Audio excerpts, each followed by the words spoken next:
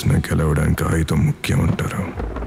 ఒకప్పుడు కత్తులు, తర్వాత బాణాలు, ఆ తర్వాత తూటాలు, ఇప్పుడు అణువస్త్రాలు.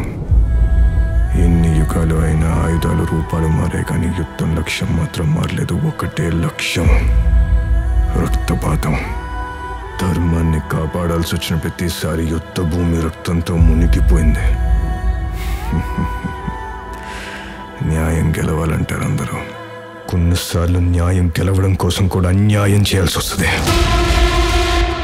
నేను రెడీ, వస్తున్నా. అధర్మం మీద నువ్వు కట్టిన ఈ కోటల్ని బద్దలు కొట్టడానికి వస్తున్నా.